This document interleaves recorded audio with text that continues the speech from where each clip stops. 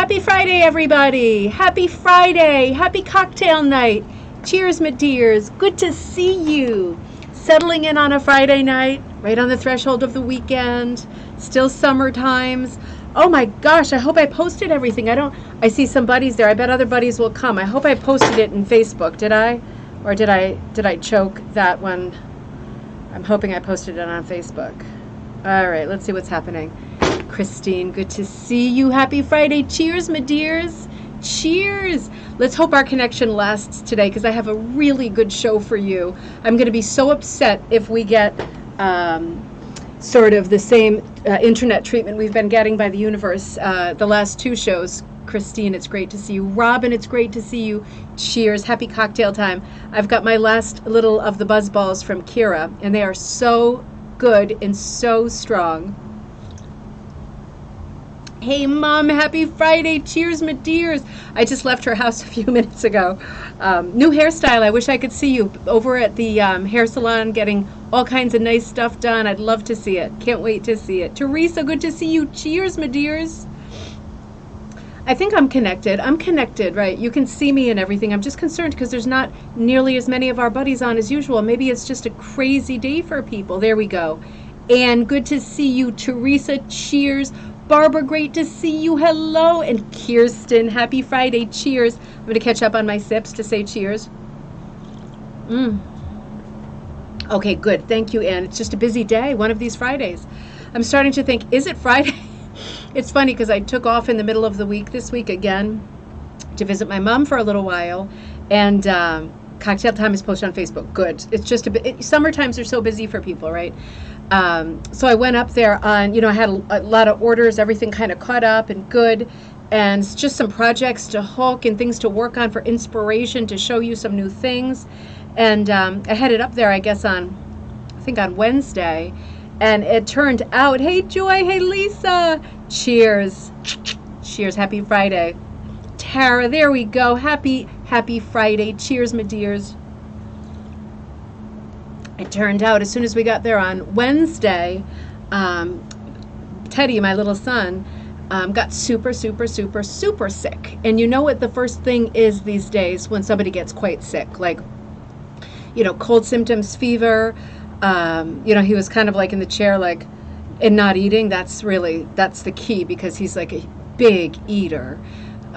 Super scary. He was like super burning furnace all night and shivering in bed, and he had 2 blankets on, and it was like 120 degrees. I mean, it was just crazy. But and then he was sick the next day, and he didn't eat again, and he was kind of touch and go back and forth. And I kept thinking, nah, he's all right. And then I was thinking, oh my God, I got to take him in for a you-know-what test. And then he took one nap one day after we were out for a little while. He came, crashed, sweated, was crazy and scary again, and then he took a little nap, and then he literally, like Frankenstein, he wakes up like Frankenstein, wakes up and sits up at the same time, like real creepy, and just got up and started playing on the computer. And I said, how are you doing? And he always answers by saying, I'm amazing. And I thought, oh God, I hope you are amazing. But he's completely fine now. It has been a harrowing couple of days for me. Harrowing. Carroll, good to see you. David, hello from England. Tell us what part of England. I know it's quite late. It's naughty late there, isn't it? It's like 1 a.m. But I'm so happy that you're there. It's so good to see you. And you know what, David? You are traveling even further than you think tonight because we are in the Midwest tonight. And we have such a good show. I got so excited yesterday or the day before. Lost track of time with all that scariness. We've been working on this book and we're returning to it tonight, the Mary Collins Burrell book.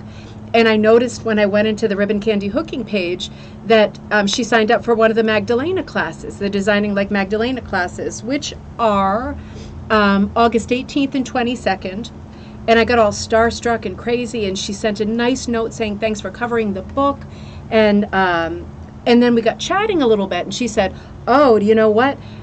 This year is the Missouri Bicentennial year, and Mary put together, hey Jenny, she organized a show at the state capitol, and she said it is a show of, and this is what she wrote, our art, which made me feel so good.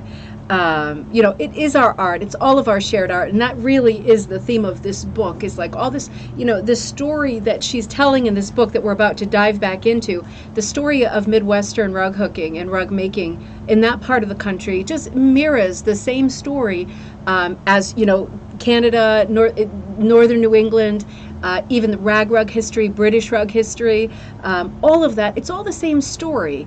And, you know, we're a part of that too. You're a part of that, and I'm a part of that. And when you read a book like this, and it really puts it into a shape, it's got chronology, it's finally got a shape. And then you think of something like Mary organizing this great bicentennial rug show at the state capitol. That is so exciting. And she wrote, I wish that you could see it. And I thought, well, maybe I will come, because you know what? Meet me in St. Louis, meet me at the fair, right? Clang, clang, clang went the trolley. I'm going to stop. But I thought, I've not been to Missouri, and I would love to go, just if only because that is my favorite movie, but now because of the show.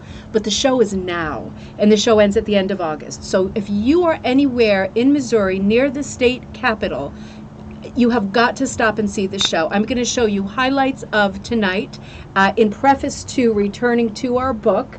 So hey Heather, we are really traveling. Let's see, what am I missing? Happy Friday. Happy Friday. Cheers, my dears. Carroll, cheers in Wisconsin. I heard you had a great time the other day with Robin and Kaz. I'm so happy. I'm so happy. I wish I could have been in that party. Let me just update you on things that are coming up before we go to the state capitol in Missouri and look at those rugs together. I just wanted to let you know, again, the Maud Lewis dates for Designing Like Maud Lewis, August 18 and 22nd. Let me also show you, I was working on some of those designs. I've got 3 designs, not Maud Lewis designs, designing like Maud Lewis. I put remember the Maud Lewis, I'm calling it the Maud Lewis layer cake landscape, onto my mom's bigger Amy Oxford frame that I was talking about the other day, and I think there's still an ad for it, a link to the Amy Oxford website, because I think Amy wrote and she said, I think her neighbor or somebody she knows builds these beautiful frames that I've been punching on. Now this is the biggest one they have, and this is actually one of my mom's. So I have other sizes, we all have different sizes, but it's actually still not big enough. But I got to show you a little bit more, and I have not punched much more. Let me show you what I've done so far, but I do have it on the bigger frame, and you can see without covering up too much, and I am a little bit, I'm going to work the sides shortly. So, oh hey Marty, good to see you. Oh, I'm so glad you're there too. I've got the 2 cats down below, right? The big yellow-eyed, moon-eyed cat, right? The black cat. And then the white cat, I forgot what she calls the white cat. He has a specific name. And then some stylized tulips in the bay. And then the sort of islands. These are all Maud motifs, but I just stacked them together. This is the kind of thing we're going to be doing on our composition nights. And then we'll come up to the sky for that hand-dyed yarn I did, and then the periwinkle. So this one is a work in progress still. But I got going on another because I need to have my hand in all kinds of sort of honey pots. I got going on this one too. So the first one I showed you is going to be this design, right? I'm working on that big Amy Oxford frame. And then I got this one going. And again, this is just a classic sort of composite of several of her motifs. The little pointed trees, the deep dip in the sort of hillside, and the view of a tiny village through the dip, and then the distant bay, the seagulls in the sky. These are all her motifs, just clustered all together. Now, I'm not going to go heavy into this because our class is coming up, but when you think of Maud Lewis, and if you don't know Maud Lewis, you must look her up. She is an iconic Canadian artist, beautiful folk artist. When I think of Maud Lewis, I think of her in primary colors. And I don't usually work in primary colors, so maybe I should have started hooking this with primary colors, but I didn't. I was hooking this, as I hinted the other day, in the kinds of materials that we really lament and struggle with as hookers. Tweeds, loose wovens that no matter how you try to full and felt and make a little bit thicker, a little bit more tactile and workable, they just don't play. I have a bunch of these materials, and I went ahead and used them anyway because I love them so much. So this is as far as I got with this one here. I'll show it to you closer up. I ended up outlining everything because of the crazy color changes. It might not be quite in focus, but you can see I've got lots of crazy heathery things going on here. Changes in the sky, all these real difficult materials. But, you know, I whipped them into submission. and they're working out.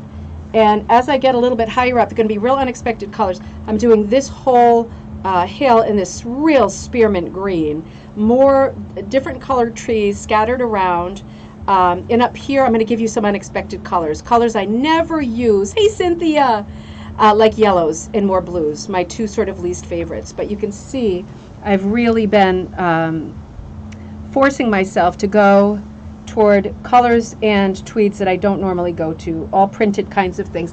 And it's super fun. It's super fun to be just outside your comfort zone, not miles away, not down the street in another zip code, just outside your comfort zone. It's very fun to work there. So those designs will be coming up. Oh, Robin says, I got a great book on Amazon called The Illuminated Life of Maud Lewis. I think I have that one too, and it is great. It is great. Also, if you are taking the Maud Lewis class or not, don't forget to watch, if you're interested, that film that came out not that long ago. I'm not good with actors' names. Maybe Ethan Hawke? I forgot the woman's name. Very, very good. It's called Maudie.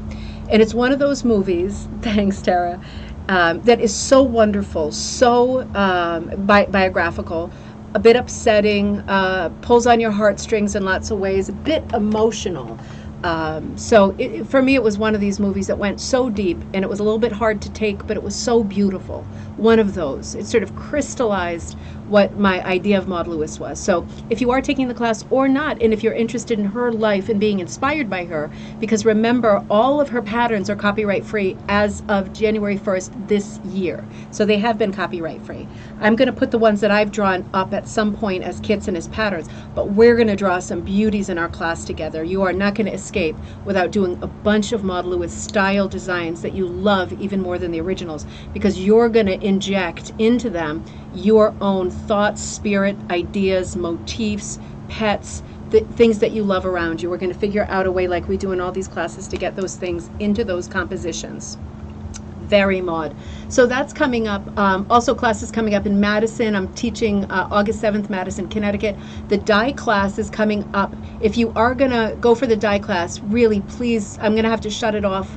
I can ship stuff out tomorrow, even Monday, and that will be the absolute end. So if you, not for Canada, actually Canada is 2-day UPS, which is only $20 shipping, which is fine. If you are going to do it, make sure you decide over the weekend you're going to do it, because I don't want you to not get your pack in time. The Summer of Love dye class next Sunday at on Zoom. And then teaching at Salt Yarn on Cape Cod August 15th, teaching in Maine and Kennebunkport August 28th. And you know, the main thing I wanted to run across you was this. Our next book club meeting, right? Our book club, it's Tracy Chevalier, our new book for the month, and the book is called A Single Thread, right? And everybody who's reading it is saying, incredible book, loved it, could not have loved it any more than I do. Oh, Mom, hello, Texas Terry. Oh, Texas Terry, hello. Oh, I didn't see you. Finally live. You are so welcome. I'm so glad that you're there. So listen, what if we did our book club? I'm looking for your feedback, because I know you're going to be there.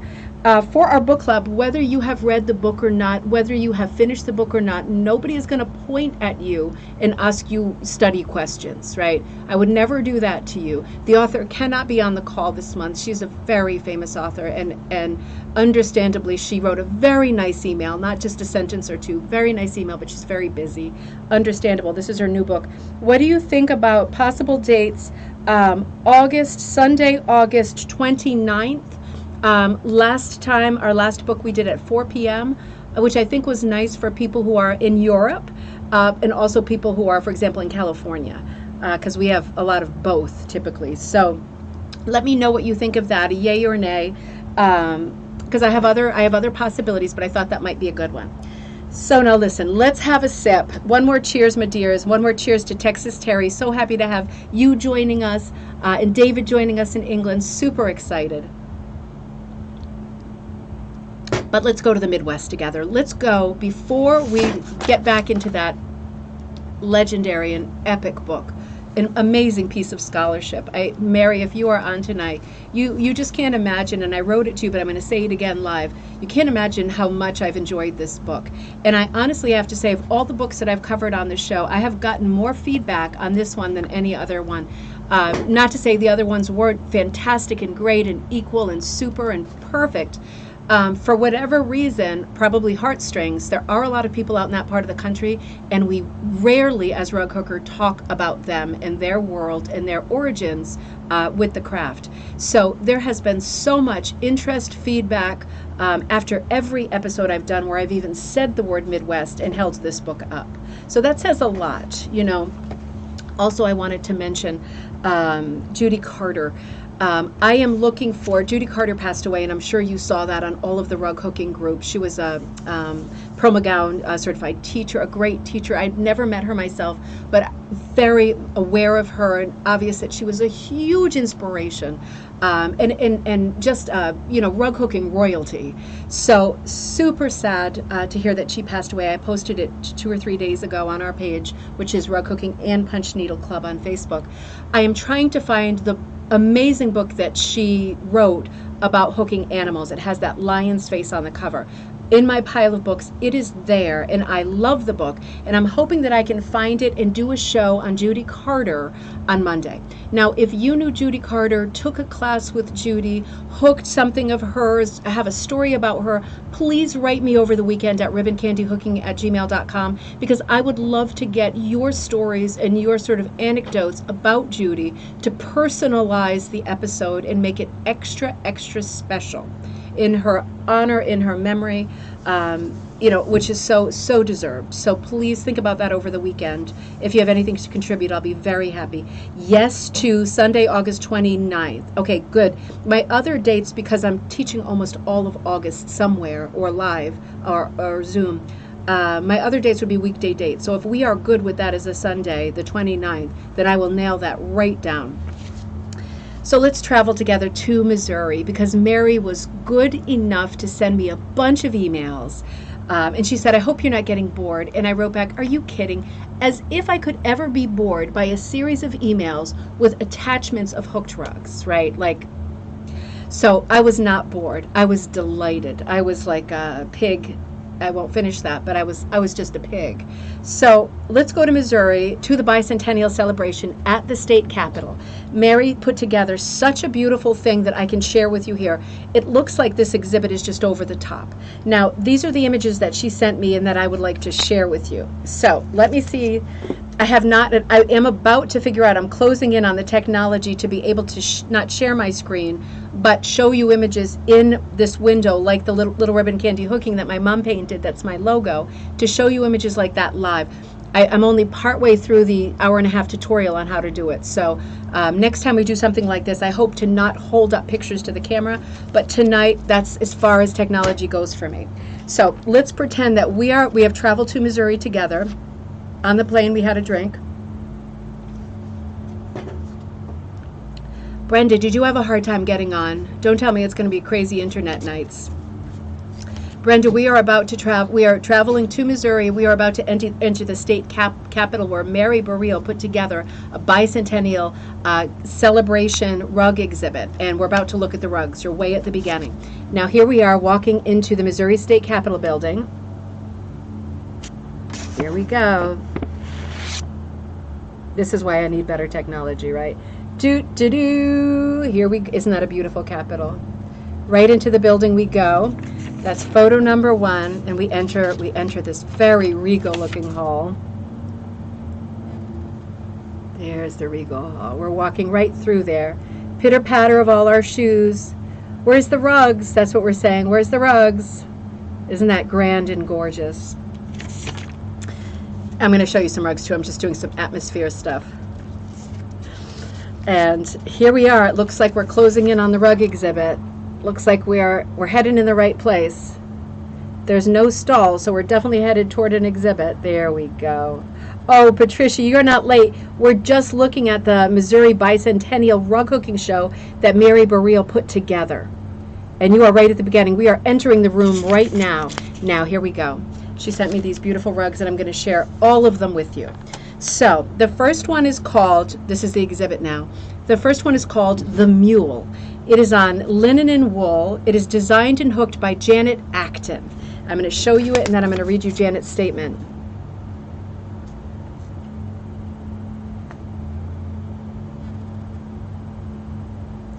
That is The Mule.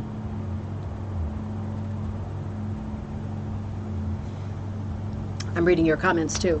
So Janet said, uh-oh. Almost 50 years old. Need 3 pairs of glasses every time I sit down. Janet said about the mule, I have always had a love for mules. As a young child growing up, my father and grandfather had a team of mules they used. This rug was drawn by me from an old family photo. Isn't that fantastic? The mule. See, now this is why this is going to be so great. Looking at these pictures that Mary was so good to send to really fluff out our Midwestern night tonight. It's like we have, and we are going to go back to talking about the history of rug hooking, but doesn't it feel great to sit and look at some of the rugs that are at this moment hanging in that building, done by contemporary rug hookers, and we're a part of that too. Isn't it nice? Isn't it nice? It ties the whole thing together so nice. So let's see, our next one is, I can't screw up my order of things because I'll be very sorry that I did. This one is by Sarah Arundel, and it's called My World. It is on linen and wool, hooked by Sarah Arundel, and designed by Janice Johnson.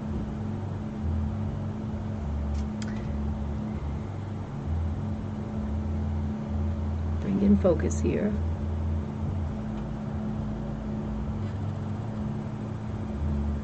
My World. And you know, I think this one is also in the book. So I'll show you this again. This is also in Mary's book. But isn't this gorgeous? It has a little bit of that Magdalena, Briner, Eby feel to it for sure. So Sarah says, her statement is, this design appealed to me because I could personalize it with my cats, Cleo, Raymond, Harley, Rocco, and Huckleberry. I really enjoyed choosing colors that matched my little brick house and my feline companions. I want to show you one more time. That is just too great. That is just too great. So isn't it great? This is why we do the designing classes. This is why we do anything at all, is the chance to personalize, make something really special with the piece you're working on. Never be worried to take out that Sharpie and customize the piece that you're working on. You've really got to. You owe it to yourself. You owe it to your cats. So this next one is by Mary herself. This is called Bicentennial Vines. This one is so charming. Designed and hooked by Mary Barile, inspired by the old Gloucester house pattern. Hand-dyed wool strips on linen backing.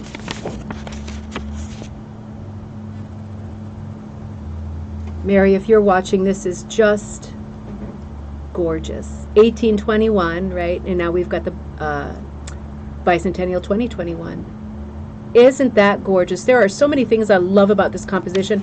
Doesn't it have down at the bottom almost like a stencil quality, like an early American stencil quality?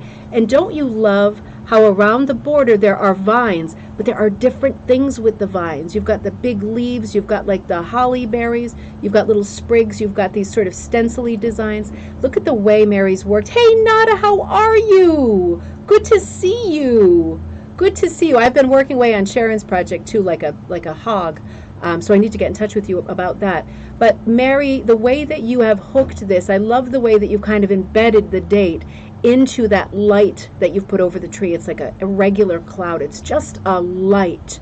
It makes the whole thing special and then carries down that sort of golden color down onto the old building. And look at that nice directional stitching leading the eye toward that building. It's like saying, come and walk toward me. Come and walk toward my beautiful old blue door and come inside.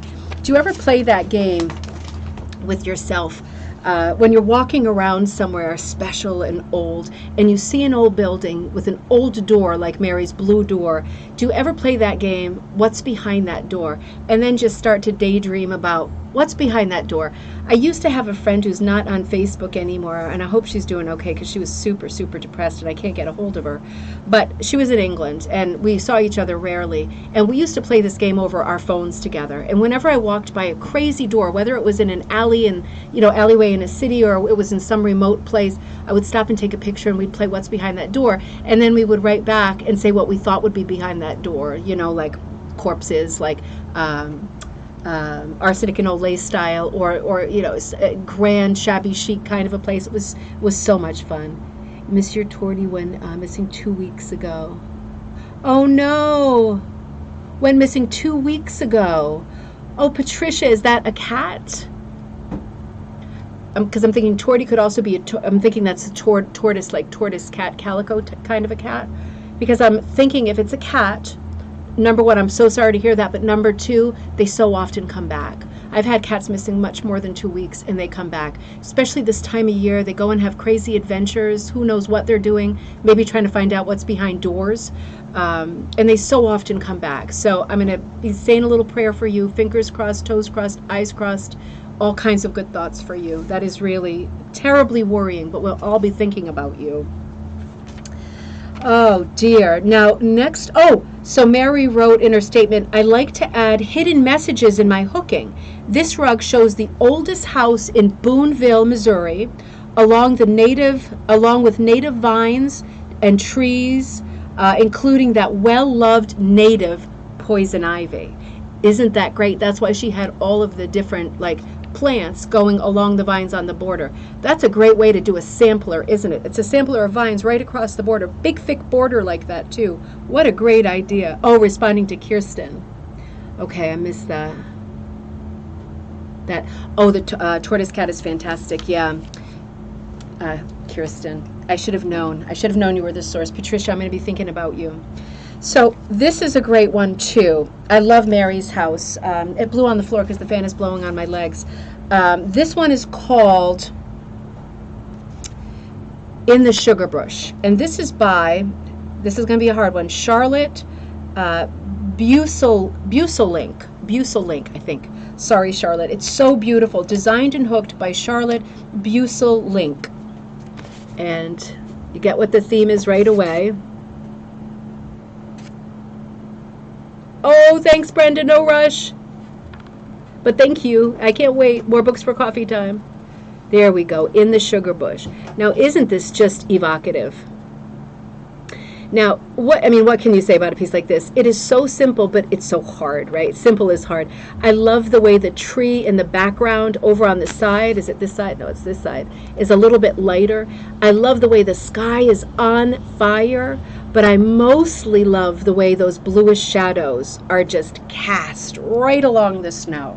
So good. Charlotte, that is amazing. And what she writes about this, noted as far back as 1860, production of maple syrup in Missouri was done by settlers. Indians had harvested maple sap and turned into sugar for easy storage. It takes 40 gallons of sap to produce 1 gallon of syrup. That's a lot. That's crazy, right? That's a crazy number. My husband and I have been producing maple syrup from our farm for about 20 years. Right in here. Doesn't it have kind of a Maxfield Parrish sort of a palette too, with the whites, the blues, the glowing sunrise/sunset? Not Fiddler on the Roof, but actually sunrise, sunset. It is so gorgeous and it is so special, and you nailed it. So next one, let's see. Oh, this is an exciting one.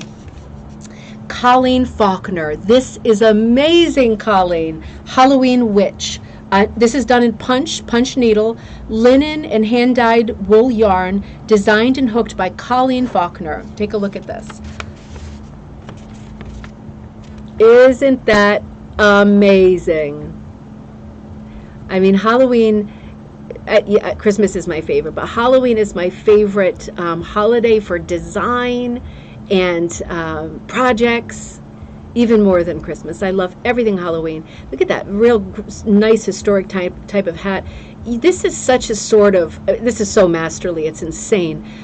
This is such a sort of Norman Rockwell face. Isn't it so expressive? I could never do this. I could never do this.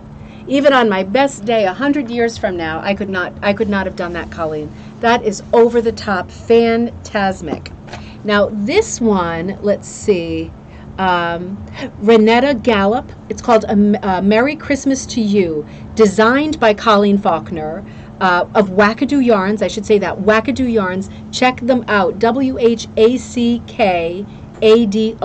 Wackadoo Yarns, and hooked by Renata Gallup with wool strips. And this is what it looks like.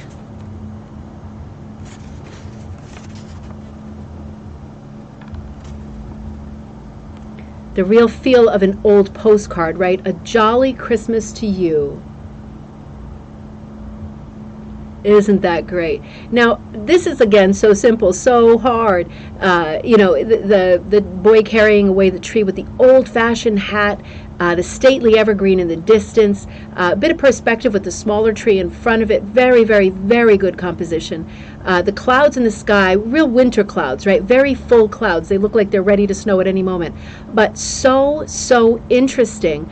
The hooking in the background, that giant open space using like white with white, slightly different colors. You get all of that amazing directional hooking. It's like a labyrinth that just carries your eye all around. I don't think so, Patricia. I don't think it's Russian punch. I think it's Oxford style punch.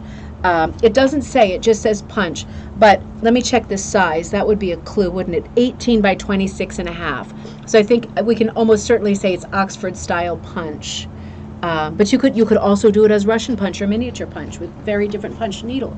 A much smaller project. I think it would come out postcard size at that point. What a great piece. Now let's walk a little further down the hall. Turn the corner. Now I don't have the notations for all of these, but let me just check my phone in case Mary wrote while I was on and sent me anything extra. No reason why she should.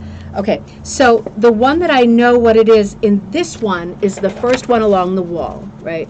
So we get a nice view of 3, but the one that I think she included in the notes, sorry about this. Really? There we go. Tulip cross. Isn't that gorgeous? That has a real Baltimore album feel. Tulip cross. So this one, what it said about that, and again, I'm making the assumption, Katie Hartner, tulip cross, woolen linen, 48 by 48. That is large. Designed by Emma Lou Lace, Lais, and hooked by Katie Hartner. And her statement was, if I can bring this in again, this is a real nut job, isn't it? It's gotten worse and worse over time. For such a fancy camera, I'm going to have to get this technology sorted out. Her statement on this is, this rug was one of the first pieces I hooked, and I am especially grateful to have been in a couple of classes with Emma Lou Lace, someone I consider to be very instrumental in promoting rug hooking in the Midwest. My rug was selected for the annual publication, A Celebration of Hooked Rugs, and won the People's Choice Award at the Sauter Village Rug Hooking Week in Ohio. That's coming up in August next month for this year. Isn't that exciting? So that rug went far. Not just geographically. Now this is the rug I used for the thumbnail. First let's focus. Another very sort of Magdalena inspired rug. So beautiful. This is by Magdalena's Happy Trio. Again, hooked by Katie Hartner. 31 by 37. And the designer is Keeping the Past Alive. So that's Barbara Carroll, right? Big name in rug hooking. And Katie's note for this rug was, in 2005, I attended a rug camp in Arrow Rock, Missouri, hosted by Bobby True, Bobbie, True, True, and met a group of ladies who have become my good friends. We all hooked Magdalena's Happy Trio and exhibited them together at the Atha Biennial in Lancaster, Pennsylvania. Perfect. Magdalena Briner was a Pennsylvania rug hooker who became well known for her farm and animal rugs. So good, Katie. So good. So let's see what our next one is. This one is adorable. This one really is the Big Muddy.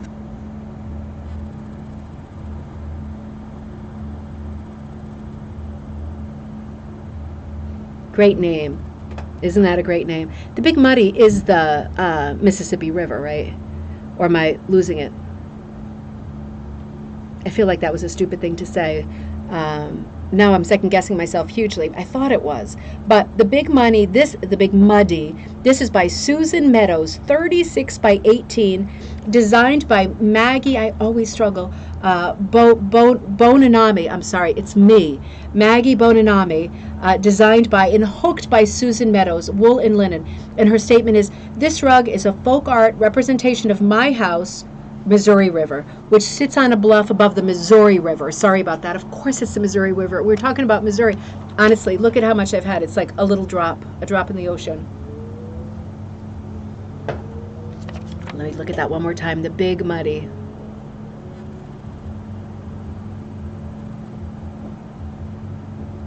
Isn't that gorgeous?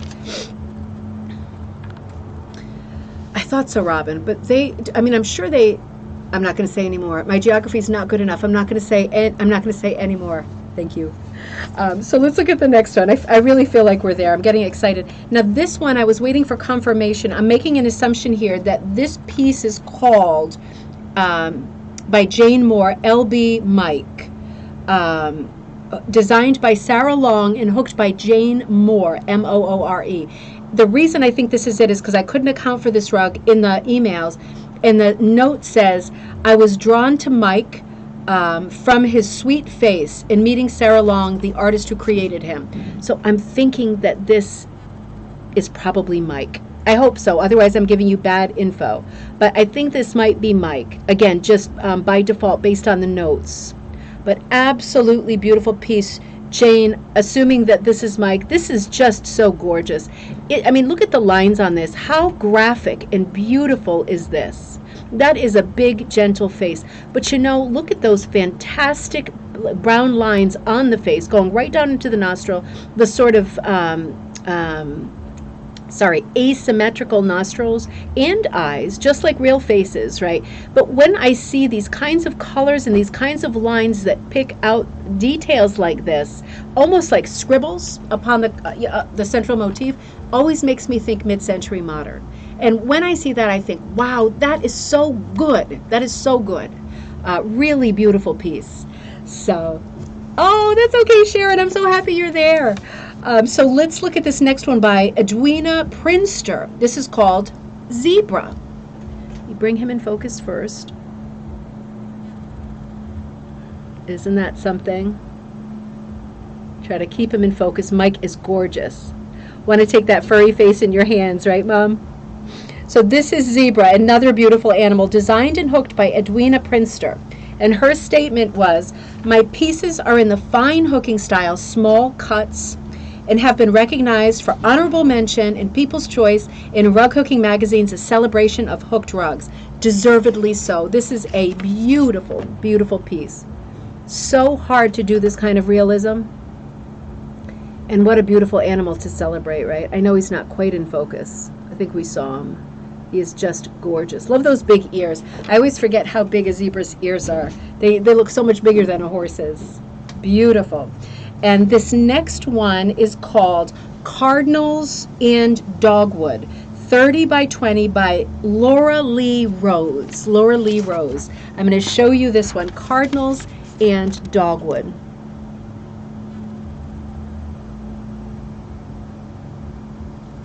This is the best rug hooking show I've been to in ages and ages, right? It's so comprehensive. I can't believe Mary was good enough to send so many images. I'm so happy that we can do this because I really feel like this, if you can't be there, this is about as good as it gets. So the statement for this piece was, I hooked this rug for my mother who loved both cardinals and dogwood trees. Her Christmas decorations always featured many cardinals, and she tried unsuccessfully to keep dogwood trees alive in her front yard. Isn't that great?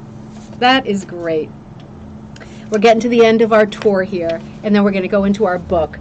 Now this set is called, let me bring in focus first, Tiny Landscapes.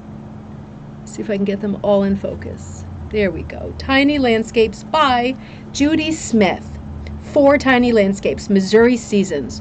4 small mats that are 8 by 8 each, designed and hooked by Judy Smith. And her statement says, these little mats were designed and hooked after taking several online courses during the pandemic of 2020.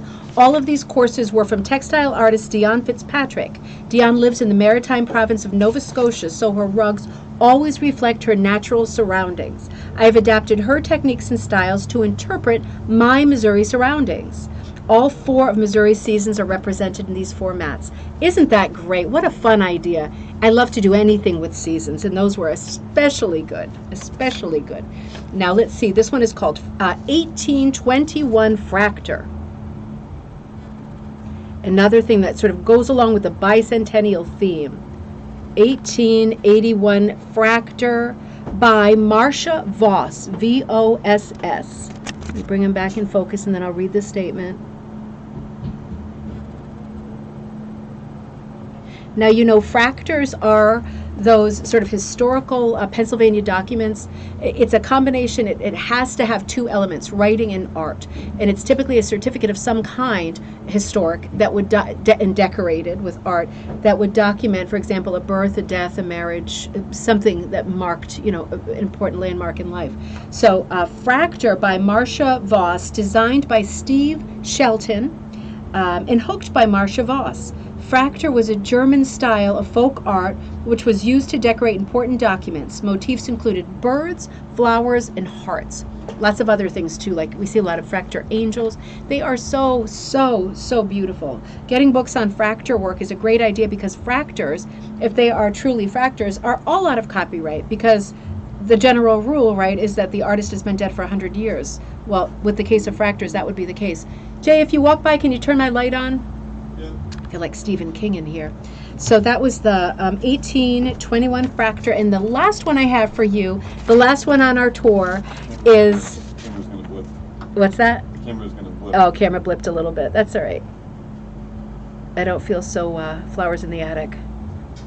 All right, this one is Burma. Burma Walther did this one. Beautiful design called Pure Missouri Honey. Pure Missouri Honey. Anything with bees is so great right now, isn't it? We're so conscious of their lives and how important it is for them to sort of persevere. So wool, velvet, and woolen yarn. And she said, my husband John was the president of the Missouri State Beekeepers Association and lobbied to get the honeybee recognized as the Missouri state insect due to the important role it plays in agriculture. He was successful and the honeybee was designated as the state insect in 1985. Congratulations on that. That is an accomplishment.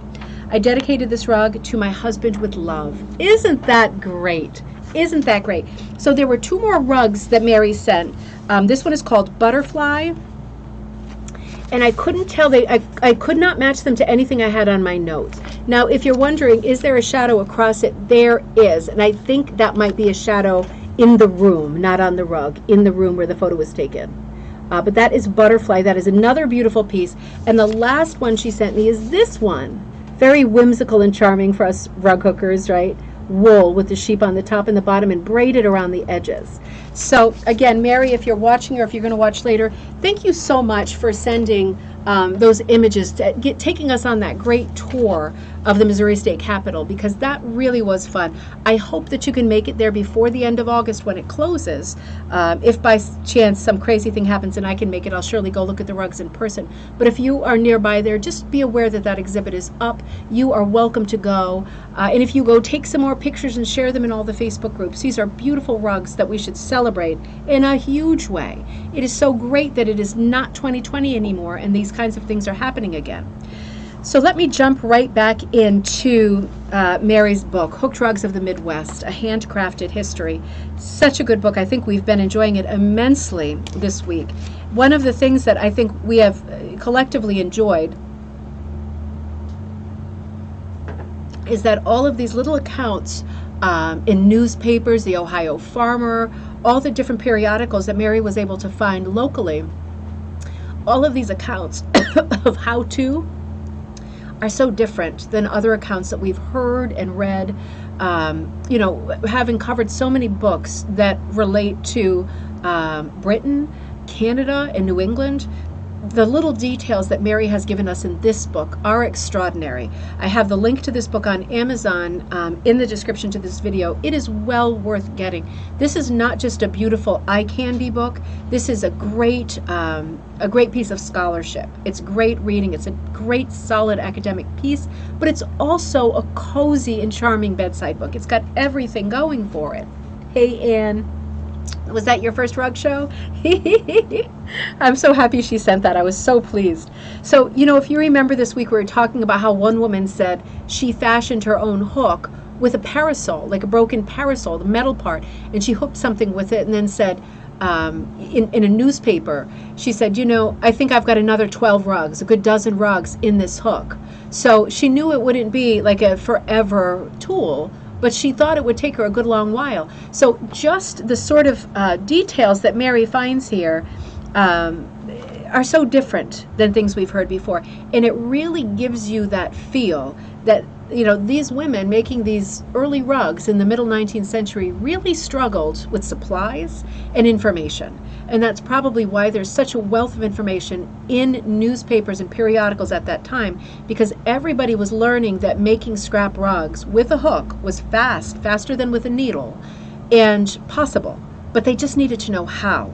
So certainly the dam broke, literally, and information came flooding in on every periodical. So Mary is so good at capturing so much of this. Another interesting article in 1879 in the Ohio Farmer called How to Make a Cheap Rug goes into great detail on using an oblong frame and lathes, light strips of wood, huge detail on how to put the thing together. Also goes on to say, and this is another interesting thing I have not heard before, that hey, if you're in a pinch, old picture frames could serve the purpose when burlap was tacked across the opening. Well, doesn't that make great sense? I mean, look at the Oxford frame that I've been using, right? It's just the four sides with the comb, with the carpet strip that we have on it now with all the needle teeth. But at that time, if you were struggling with the frame and struggling with wood and how big and how wide and how thick and all of that, and somebody says to you, why don't you just take an old picture frame and stretch your burlap or your feed sack over that, you would be saying thank you to that person. That is ingenious. I should have had a V8, right? So little bits and pieces like this, I think, are really, really interesting. She writes, commercial rug frames appeared by the early 1900s. Now that's quite late, right? For somebody to say to you, would you like to buy a rug frame? Do you need the headache of making it, or would you like me to sell you one? The early 1900s is quite late. Many of them manufactured by the same companies who produced quilting frames. Again, that close parallel in the Midwest between quilting and hooking rugs. Prolific amount of quilting happening, right? Utilitarian and just beauty. And that was starting to run parallel in the 19th century with rug hooking and using the same equipment as often as possible. Practical.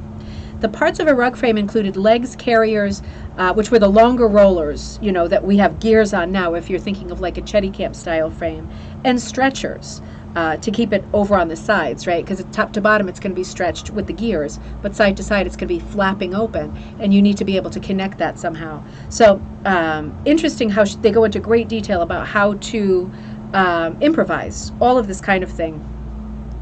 The Southern Cultivator, this is another publication, 1902. A person just called Mary, doesn't give her last name, just Mary, gives these instructions for hooking rugs.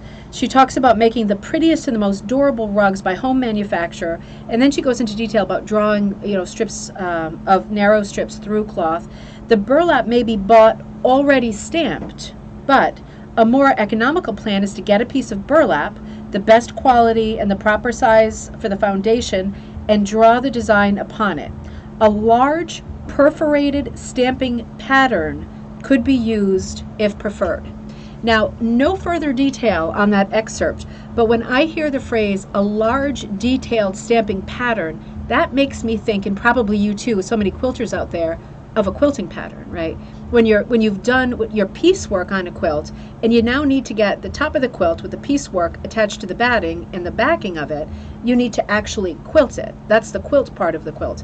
And of course, historically, people have had beautiful large-scale designs that you could kind of powder through or trace through, sort of a stencil thing, to show where you wanted to sew the quilt together. I think she's suggesting using these to make rug designs too. And why shouldn't you? Absolutely, why shouldn't you? Edward Sands Frost was using stencils. He was using specific stencils that were more like traditional stencils. But it sounds like Mary is saying, just get your quilt stencils out and position those around until you have what you think is a good composition. I think that's brilliant.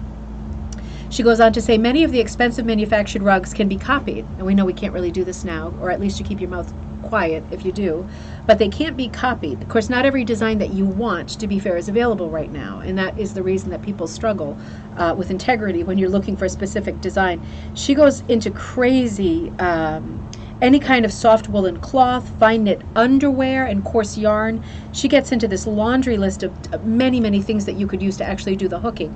So interesting and so detailed for a 1900s account. She talks about cutting up several old woolen dresses dyed with diamond dyes. Now this again is a really sort of telling thing, because rarely, I'm sure we're aware of diamond dyes, right? But we always hear about Cushing dyes. Sometimes we hear about Putnam dyes, but rarely in New England do we hear diamond dyes. I mean, rarely. At an antique store, occasionally you get an old display, but you really don't hear references to it in things about rug hooking, because Putnam and Cushing were much more popular brands. But in the Midwest, diamond dyes. So there's another one to file in your memory museum. That's an interesting twist. And I wonder, people in the Midwest, when you go antiquing and thrifting and flea market, do you see lots of references to diamond dyes? Do you see old displays? Do you see old advertising? Because again, for me in New England, I never do. Rarely like a shelf, an abominably expensive kind of a display shelf, but I really don't see anything else about diamond dyes. A hit or miss center of various shades of brown, softly blended, are pretty and form a good background for flowers and foliage. So Mary is writing a very long article for this publication, and she's really trying to walk you through using the things that you already have. You buy nothing. You use the things you already have. You do a little bit of work with the diamond dyes, and she's really telling you where you can use like your brown bits of clothing, where it is best suited. She's being extremely forthcoming with tips to make a really appealing looking rug. And then she says, cover a piece of cloth with good flour paste, to which a little glue has been added. Press it smoothly upon the back of the rug and let it dry. This will prevent any of the loops from pulling out. Bump, bump, bump. So this is a rough one, because Mary points out, and I know you're thinking, you're right here with us, right? We always talk about in our online groups, should you use glue, should you not use glue? Most people are of the mind, you do what you feel is right. You have an idea of what kind of longevity you expect from your punching and hooking projects. I don't use glue. I don't use anything that I don't know for sure what it's going to do in 200 years. I'm real confident that my hooking and my punching is not going to come out. But for people that do and enjoy doing it and it works well and you're happy and nothing has gone wrong, absolutely keep doing what you're doing, right? You have to do what you think is right based on the survey you've taken of the projects that you've done. But in this case, she's talking about flour and glue, right? Flour is a food product. So Mary goes on to say that Mary's information, meaning Mary, the author who wrote this about the flour, highlights one reason so many rugs have disappeared over the years: homemade flour paste. Mary Burrell, this is so interesting because I have not heard this before. While it may have locked the stitches in place on coarse burlap or tow backing, the flour mixture, of course, attracted vermin that nibbled many rugs beyond repair. Interesting, because we have had this conversation so many times. What are the many ways, it's like an Agatha Christie, what are the many ways that a rug could die and therefore disappear from the face of the earth? Well, Mary, you have added another one to it, and it's such an important one, I think. How many people read Mary's huge how-to article in this publication, right? What was this? The Southern Cultivator. Everybody who read it, I'm sure, used flour paste, right? She's not giving you that many details. The one thing she's telling you for sure is to use flour paste. So all of those rugs, I'm sure, did attract vermin and probably have had a real Agatha Christie ending, right? Like bump, bump, bump. So I thought that was super, super interesting. Cutting machines did not seem to have been manufactured until after World War I, when makers including Gibbs, Fraser, and Bliss provided rug hookers with a handle attached to a cutting wheel or head, a base to sort of guide the fabric along. Still a very good way to cut wool if you don't want to use your scissors or super expensive cutter. I have a Bliss, and when I'm not using my big Sissix, the Big Shot Sissix from Old Tattered Flag, I'm usually using my Bliss or a pair of scissors and just ripping for myself. Great detail in this article. She says, during the research of this book, I found that the oldest extant hooked rug directly associated with the Midwest is dated to the 1930s Ozarks. And I thought that was interesting too, just having 1930 as a date. Now, I want to show you some of these rugs. I just want to attribute correctly. So this one, remember Sally Callan, Kallin? We talked about her last week. Beautiful rug, strongly associated with the Midwest. Style, color, everything. Sally Callan echoes the antique rugs alive with farm friends. Here she immortalizes the four-footed crew with elegant profiles and an inquisitive mare. Sally Callan is Pine Island Primitives, if you want to look her rugs up. Now this is a contemporary Midwestern rug. Now isn't that gorgeous? Isn't that gorgeous? Has a hint of the sort of Bremen minstrels, right? This sort of stack of animals. You know, when you think about composition and you put these animals in, just profiles, you put a collection of them in, so you've got multiples. Multiples usually works well as a composition idea. Now, you think, what do I have to put in the background? A farm, a hillside, trees and clouds? No. This is enough. You just put these beautiful animals, very natural and true color scheme. It could be very difficultly done, but she's done really well with color shading, keeping it simple. Simple is hard. But then a very simple background. A little bit of color here and there, it keeps the interest going, and then she locks the whole thing down with this frame, this dark frame with text around it. I mean, how great is that? Sometimes when you're sitting doing your own composition work, and I am super guilty of this, you get carried away, it becomes too busy, and nobody can hook it, you know, and it's disappointing.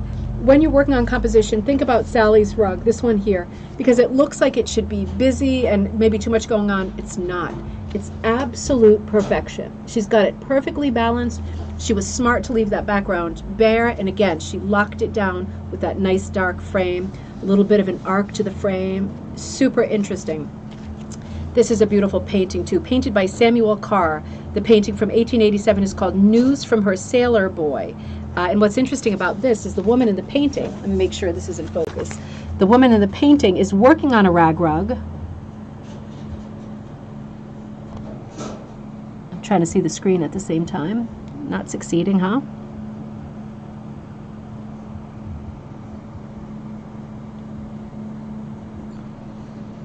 Still a bit out of focus, isn't it? She's working on a rag rug, and she's got a rag rug under her feet. She's reading her letter from her sailor boy, and you see there's a little boat motif over her shoulder. She's got her basket of scraps, and she's working on a rug that looks a lot like the rug under her feet too. She's got a lot of the same colors, very nautical, very military.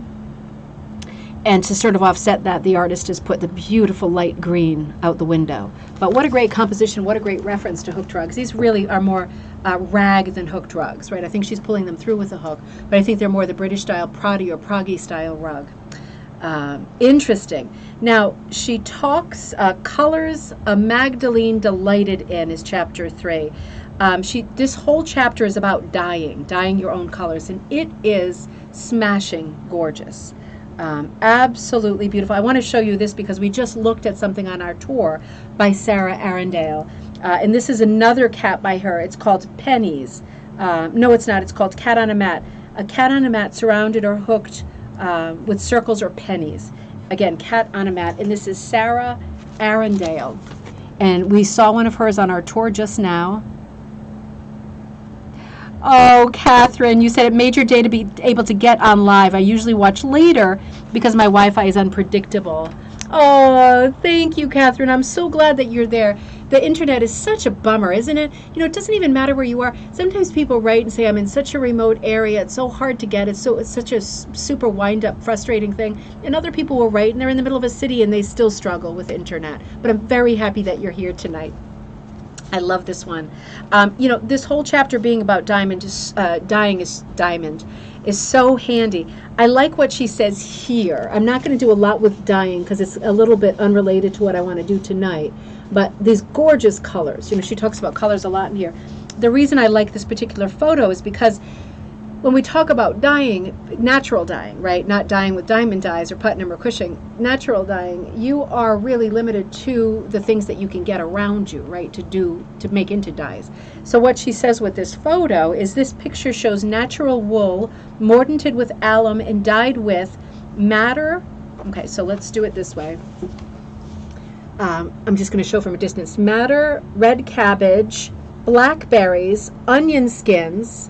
this kind of ivory one. Coreoberries.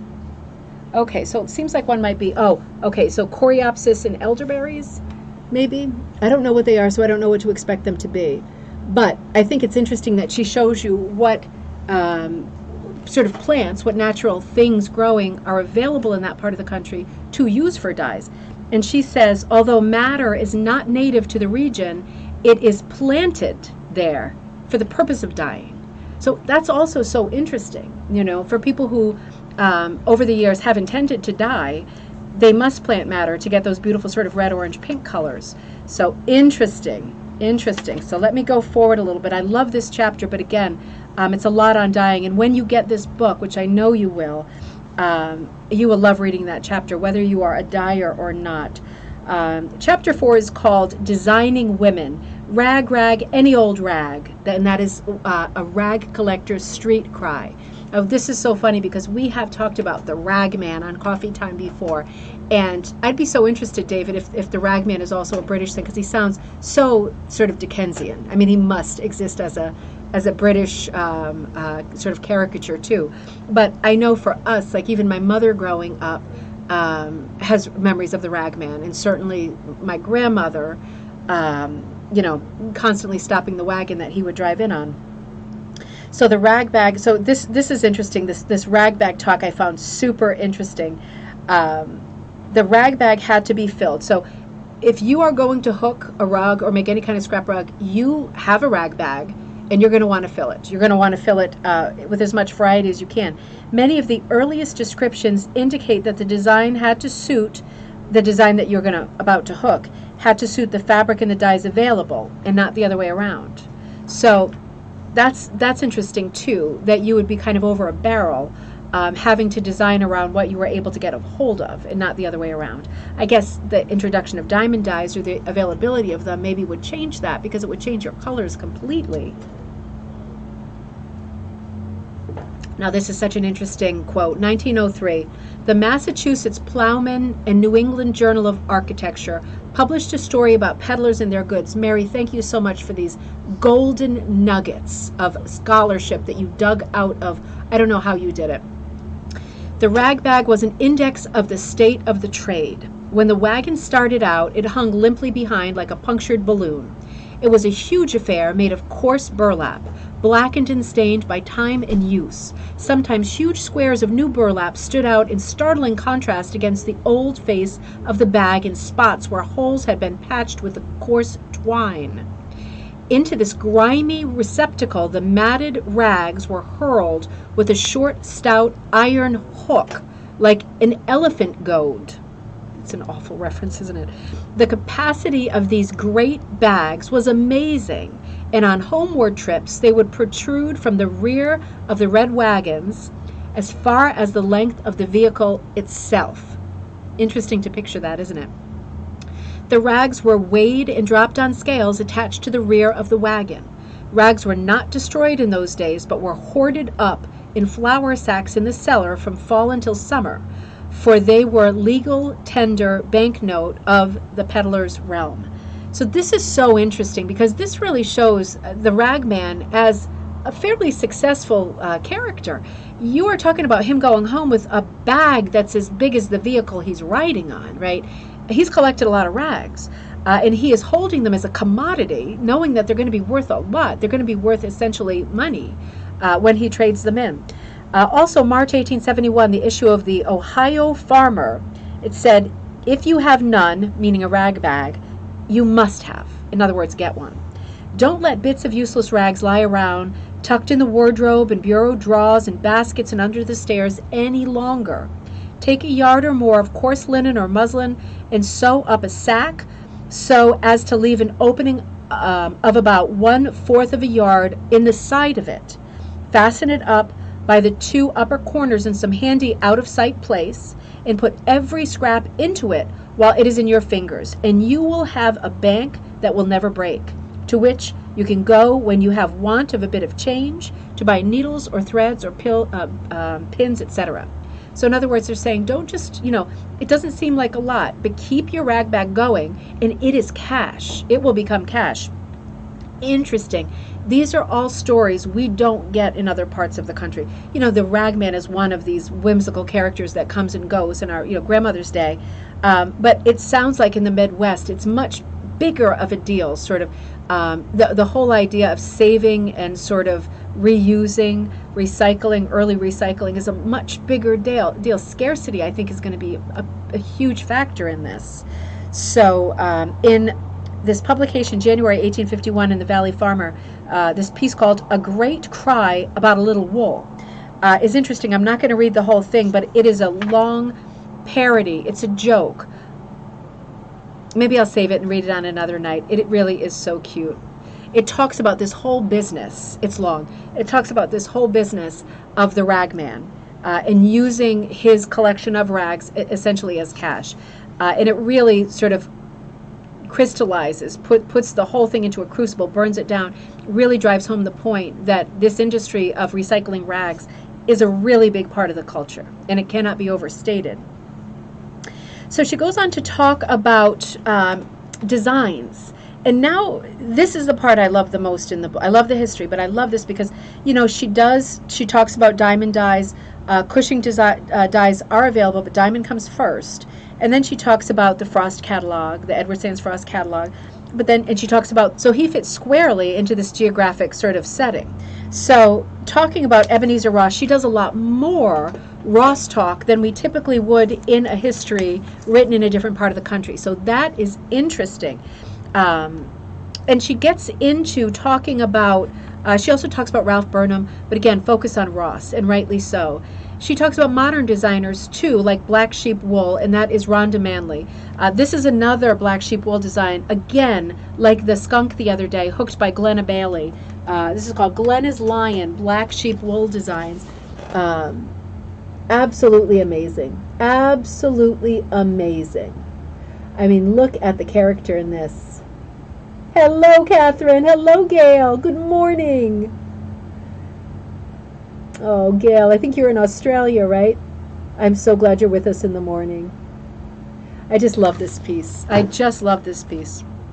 So she talks a lot about designers, current designers too, and that ties in so nicely with what we just did, walking through. If you're just joining us, we walked through the Missouri State Capitol, where there is at this moment a great exhibit of rugs up to celebrate their bicentennial in Missouri.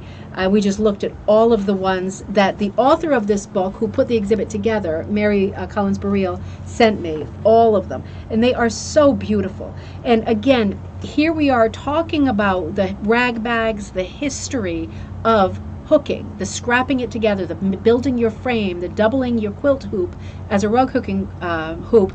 And right parallel to that, we're talking about Black Sheep Designs and Glenna Bailey and Sarah Arundel and all of these current designers and makers who are doing the designing and pattern making and hooking in a very similar vein to what it's always been in the Midwest. And I can't say that we really have that in New England. When you think about it, pull the camera way back and pan, we do so much variety. We do so much of everything. But the rugs, at least that we're seeing in this book and that we saw collected by Mary for that exhibit, they really do have the flavor of the Midwest still. And is that because they're a little bit newer? Is that geography? Is that sort of being geographically a little bit detached from the kinds of nucleus, central nervous system centers of rug hooking? Because the rugs that we're looking at have a feel and a sort of a unified look that rugs in other regions don't have, because they're geographically related, if you see what I mean. I think it's an interesting thing to note. Another thing that this book brings to light. So the McCook Tribune, 1885, October 15th, right before Halloween, 1885, any lady can make handsome rugs in 4 hours out of rags.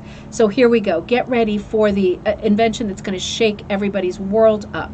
Back to the rag bag. Now, this is honestly an article. I'm guessing, Kira said this the other day, it's probably like marketing, right? It's probably not truly an article.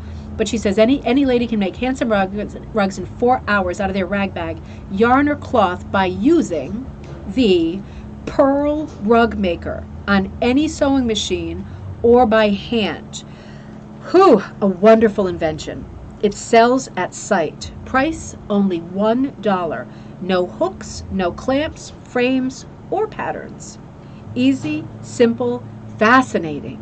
Agents wanted. Great inducements. Apply. New plan. These are all full sentences, period. No money required, period. J, no, G, Hoyt, and COL. So it's COL, not company, but COL. 218 State Street, Chicago. Interesting. I don't think that what we're seeing here is the pearl, but I think the pearl must be this a shuttle hook. We talk about these all the time, a shuttle hook. I'm going to do more videos with the shuttle hook. It's a variety of punch needle. It's an early one. Ebenezer Ross certainly came out with arguably the first one, right? That's hard. It's hard to say, but arguably the first one. Although, hold on, just caught my eye. I hadn't even read this. Finally, M.C. Ayer, A-Y-E-R, in 1889 and Ross in 1891 solved the problem of feeding the fabric through the needle by creating easy-to-hold implements. So I've never heard of M.C. Ayer, but she's putting him 2 years before Ross with this kind of, I mean, I'm just going to say it, they're all the same. They're all very, very similar. Until we get to the Blue Nose, you know, the Blue Nose, even Garrett Blue Nose did many shuttle hooks. But once they came out with the Blue Nose punch, that really was a different one. It was extremely fast and walked really well. But until then, almost all of our shuttles are looking like this. And they are shifting side to side as you punch. They walk themselves. They're very, very good. And they are faster for sure. So Mary goes on to say, many manufacturers introduced their version of a punch needle, which is the shuttle hook, and the Midwest became the leading proponent of the craft. The Ross catalog noted that hooking was used for a variety of items, including doormats, hearth rugs, lap robes, in other words, a blanket to put over your lap, chair seats, and sofa rugs. So not just rugs. They're coming up with all kinds of fancy, smart marketing. Do you need a lap robe? I mean, you as soon as someone says it, you think, oh my God, I need a lap robe. How have I survived this long without a lap robe? They're very, very good and smart at marketing at this point, 1890s. So in their catalog, they're showing lap robes to put out in a carriage, like an open carriage too, when it's freezing cold outside, and an animal's obviously pulling you. Really smart. So in 1891, a catalog comes out that contains rugs inspired by, quote, a Grecian border. I'll take it. Our pets and designs from a carriage robe. These are all quotes, so hard to nail down. But something else is suggested here, something beyond the idea that hooked rugs were being mimicked with a new machine, and something that boded badly for traditional rug hooking. Thank you. The Ross catalog also noted that patterns were very easy to work and easy to fill. Now think about that. That in itself is clever. Saying to somebody, you know, it's easy to work is one thing, because people are automatically, human nature, going to think easy to work for you, speak for yourself, it's not going to be easy for me. But when they say easy to fill, then, you know, we're getting into that sort of 1950 paint by number mentality where someone tells you real specifically it's easy to fill. It becomes more of a mechanical task than a creative task. And even a person who's not creative is going to go, well, if it's easy to fill, you know, that's different than being easy to work or easy to learn or easy to complete. Easy to fill. It's very, very smart. This Ross catalog, I mean, she talks a lot about this Ross catalog and how it really appeals to the inexperienced. So they're marketing that angle as well. Really interesting. Ross is really bringing the hooked rug into popular culture with the punch needle, which is kind of ironic. But he talks about eliminating the sort of drudgery of pulling loops through the burlap background and instead using this like handy dandy tool. So all of this is sort of jargon. All of it is marketing. It's a great machine, but if you've used one of these early shuttles, it is a great machine. There's no question about it. But it definitely has its flaws. And you don't get detail. You don't get fineness. You don't get a lot of variety. You get a lot of holidays or gaps, for sure. You can get a lot of packing alternately. It's not like it's a dream tool, is it? It's still quite difficult to use, and it is quite athletic to use one of these shuttles. You get very, very winded, very, very sore. It's like, the Olympics are on now. It's like you need to train for the Olympics to be able to use one of these shuttles for more than 15 minutes. At least I do. They're very, very hard to work. But many of these points are true. So not only is he selling these new machines, he's also selling yarn for them. Now, this is good, too. For people who can afford it, your rag bag is your rag bag, isn't it? But if now they're pushing the angle that this tool is what you need to make a rug, in 4 hours, you might not, if you try to put your rag bag items through the shuttle, it's just not going to work. Some of them are going to work fine. Murphy's Law, most of them will not. They're going to be thick. They're going to snag. It's going to be a problem. The loops aren't going to stay. All of those fun, things that happen. So he gets ahead of that problem by introducing yarns that are specifically for this. So they're going to be the right thickness, the right gauge, the right weight to go through this thing so they don't snag. So nobody can complain that this thing doesn't work, because now he's selling you the needle and the wool. He's doing a really good job. One Midwestern company called Ira Wilson and Sons of Springfield, Missouri, contributed much to the hooked and punched rug story, although it is nearly forgotten today. Ira's grandson, Dan, and Howard Wilson recalled the importance of rugs in their family history. I'm going to read this passage because it's fantastic. Ira Newton Wilson was born February 18, 1875 in Fairfield, Illinois. He lived his early life in Illinois and eventually relocated to Thayer, Missouri, where he met and married Nora Kirby Wilson. Ira worked at various trades in early years, including railroad, lead, zinc, and copper mining, and railroad tunnel construction. Unfortunately, he contracted silicosis of the lung and had to seek another means of making a living. So, Ira had the opportunity to learn interior decoration, and he became a successful artist. What a turnaround, right? He applied the gold leaf designs to the ceiling in the Colorado State Capitol building and the Denver Mint. Ira's decorating interests eventually led to hooked drug shuttles. He had an idea for a model that would be easy to use and very affordable, and thus the easy way, quote, hooked rug needle design was born. Ira made prototypes until he settled on a design which sold well and began planning to increase production capabilities. But continued ill health forced him to leave Colorado. Ira and Nora had little money for the move, so he built a push cart to hold his rug needle equipment, and leaving Nora in Denver, Ira and his younger son, Hubert, headed toward Missouri. Ira made and sold hooked rug needles along the way, sometimes simply exchanging the needles for food and lodging. Father and son arrived at Joplin, Missouri, and once established, he sent for Nora. The family finally settled in the Springfield area, where they resided for the rest of their lives. The rug needle business was successful, and they built a shop. Ira traveled from town to town demonstrating his rug needle and direct selling to individuals. One year, Ira noted the crowds at the state fair and contracted for a space to demonstrate his hooked rug needle, where he continued his success. So this is a big family in the history of hooking and punching, right? He is like the Edward Sands Frost of the punch needle. I mean, literally, truly, he is. He really moves the earth and his family to get this thing to a place where people will see it. And he's smart enough to know when he's got the right audience in front of him, right? So interesting. Again, Mary, a name I've never heard before.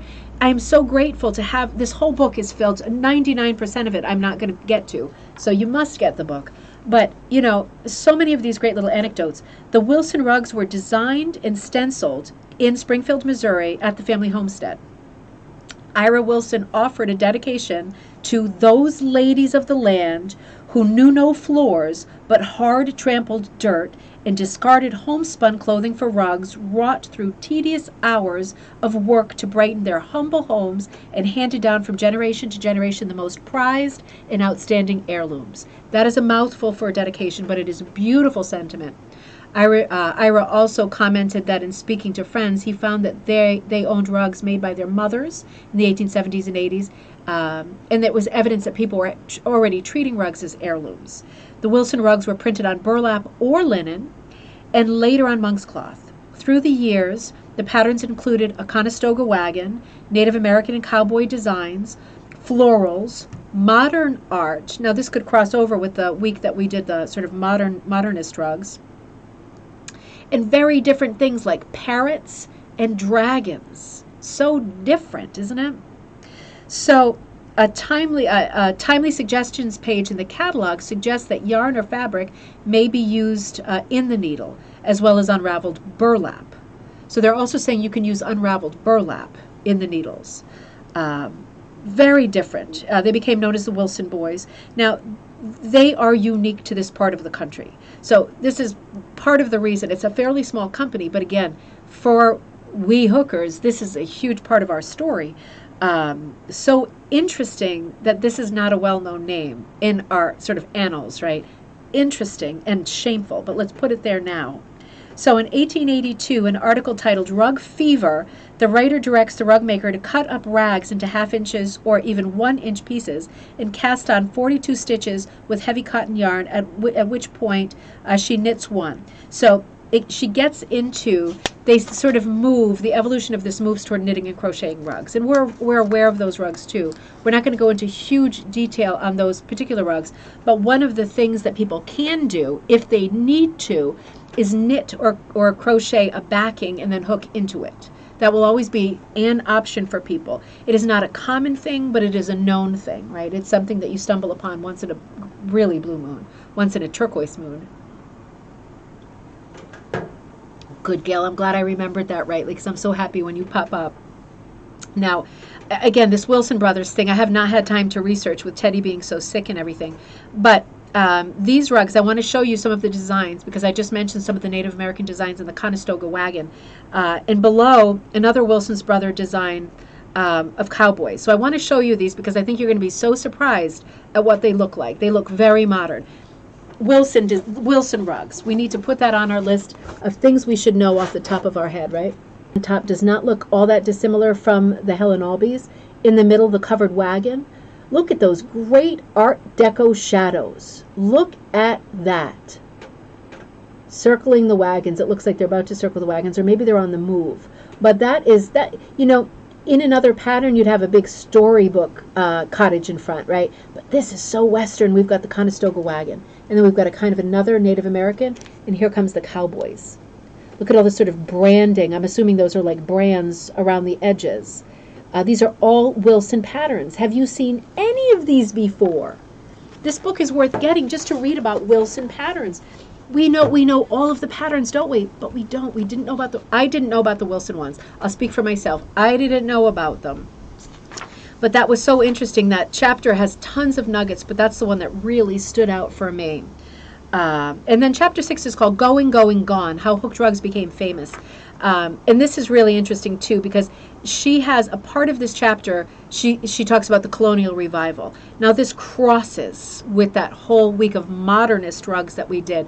We talked a lot about the colonial revival and that renewed, very fashionable interest that people had in making their homes, which were brand new, look like colonials or Dutch colonials or federals, that kind of style, and filling it with things that looked early American, hat tip to the colonial period.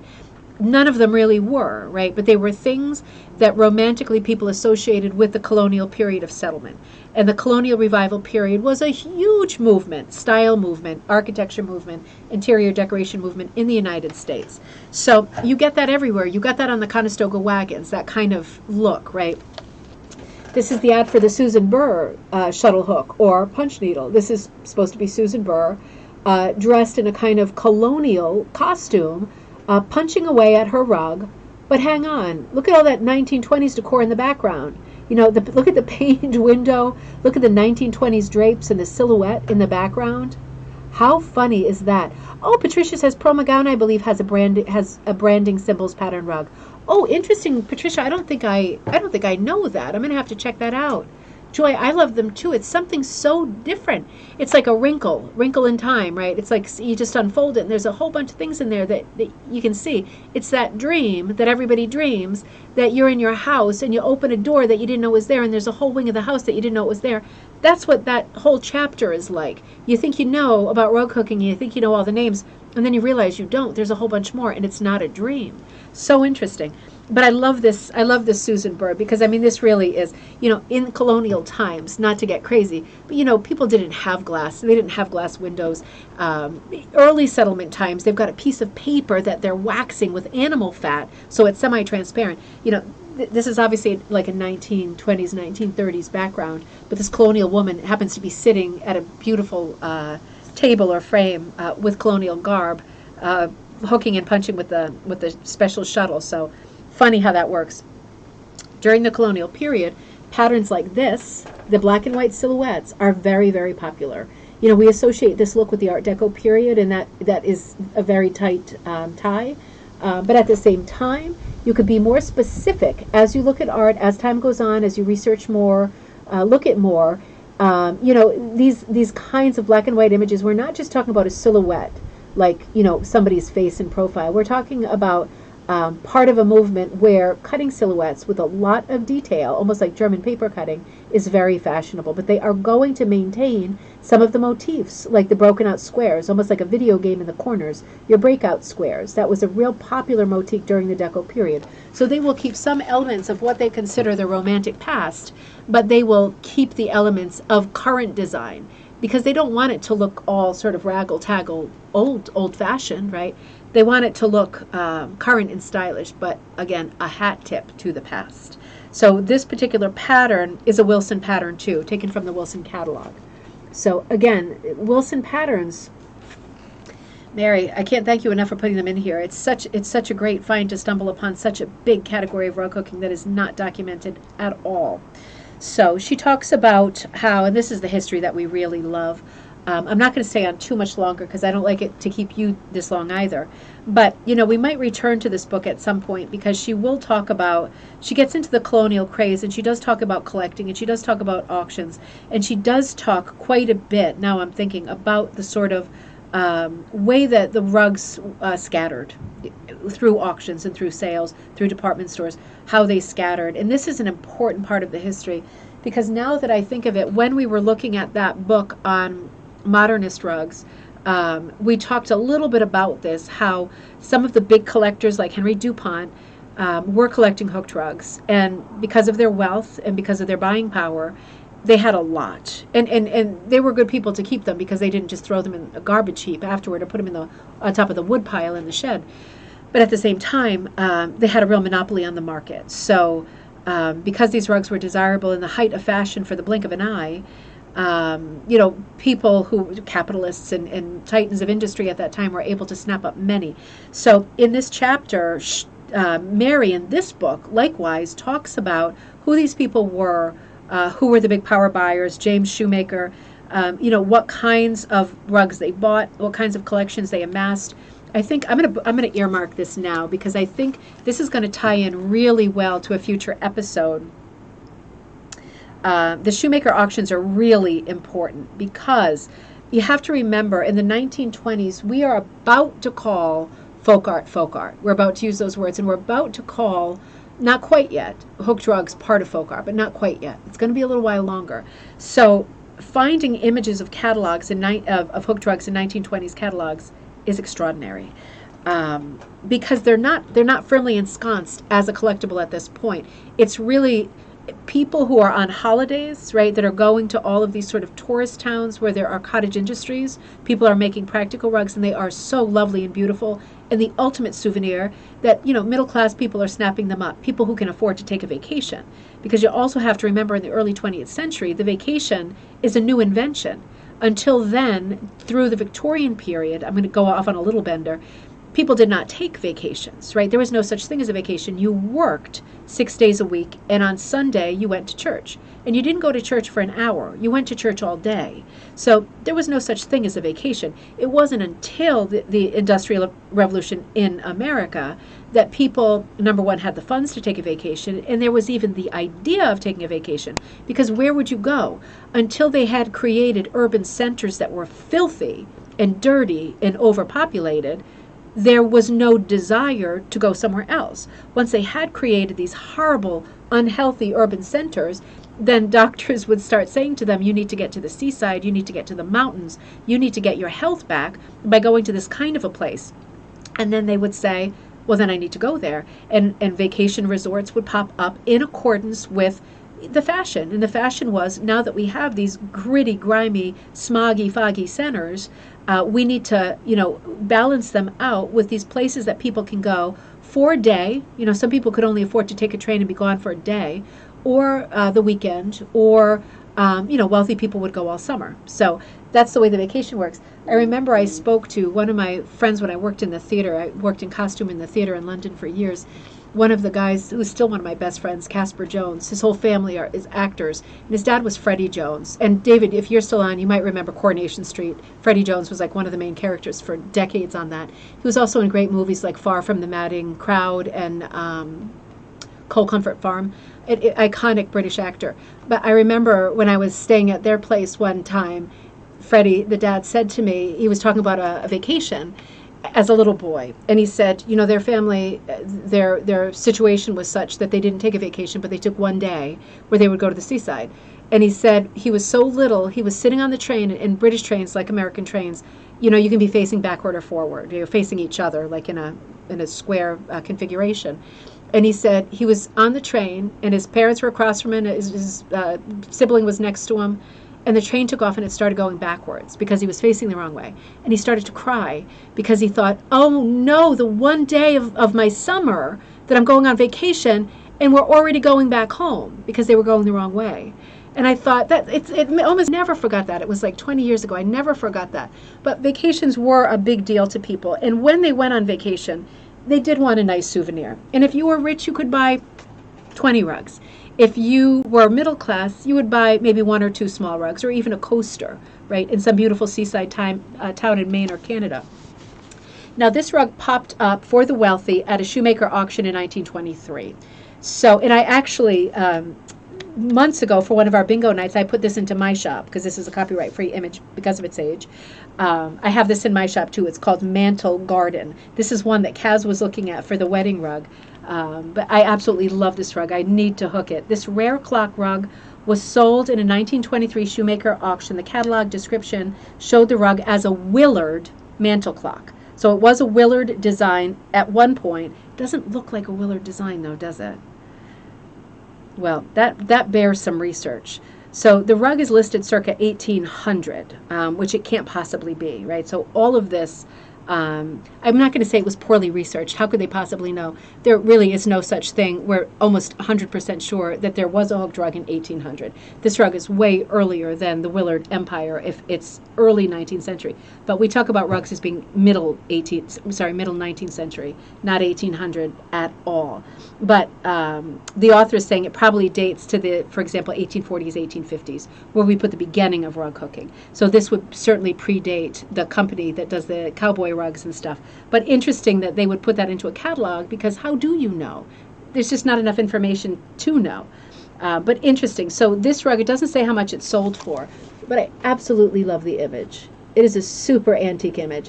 And this goes along with so many coffee times that we've done where you can just picture somebody sitting there with the blank feed sack in front of them going, oh, what am I going to make a picture of? And then they look at the clock on the mantle, and there they go. They do a clock. And then, okay, well, that took up a lot of space. What else can I do? All right, a couple of flower pots. Balance it out. Balance it perfectly on both sides. Now it's symmetrical. Good. There it is. It's good. I mean, this is just the way that people would design, because what you would know, right? You wouldn't be doing cowboys at this early time. You wouldn't be doing people at this early time. It wasn't recommended anyway. One of the early things in this episode. I missed telling you. I meant to tell you. I must have skipped over it. It was one of these early advice. Here it is right here. 1879. I skipped it from How to Make a Cheap Rug in the Ohio Farmer. The author added, don't attempt animals or flowers for the center, as they are always only mere caricatures. From want of proper outline and shading, not possible in this style of work. When the filling is all done, cut the loops, blah, blah, blah. But she's basically saying in that one line, don't try anything fancy and figural. It ain't going to work. It's going to come out bad and amateurish. So don't even try it. It's such a bad piece of advice. But I can see what she's saying. Stick to things that are simple and simple lines that you know you're going to have a good, pleasing result from. Stay away from things that are intricate, like people and animals. And yeah, it's just funny because that's not the only place I've read that. W. Cushing site under patterns. It could be another pattern maker.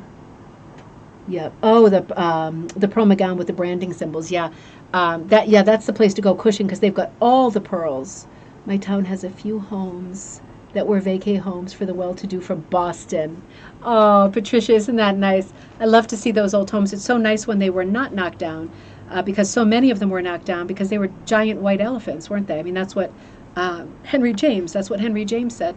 They were giant white elephants because, after the wealthy didn't want to be there, or life just changed after the sinking of the Titanic. People didn't live those large lifestyles as much anymore. It was considered in bad taste after the sinking of the Titanic. Everybody lost a son or brother or husband or a father. People wound it down quite a bit. It had gone to an extreme. And after that, people didn't, Newport, for example, the Gilded Age, people just stopped returning after the Titanic. Very few people came, in the 1910s, very few. It wasn't like it was before, and I think that happened to every town that was like a vacation town for the wealthy, the playgrounds, right? And as a result, nobody could afford to keep those houses. And at least in areas where I live, like, around Newport, Rhode Island, those mansions are either knocked down, saved as museums. One of my girlfriends actually lives in one, like one of the big ones. She got very lucky, very wealthy. But most of them are broken down into apartments. And that's rough, too, because the whole, floor plan is shot. But, yeah, I mean, at least they're not torn down. Somebody brought up in one of the threads about Bar Harbor that great book called Lost Bar Harbor.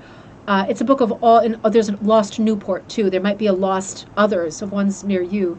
Old vacation towns, a book that shows photographs from when they, obviously before they were knocked down, and sometimes interiors. And that is like golden because, they were knocked down, they're gone. They're like ghosts, memories of ghosts now, where parking lots are. So rough, but that's interesting, Patricia.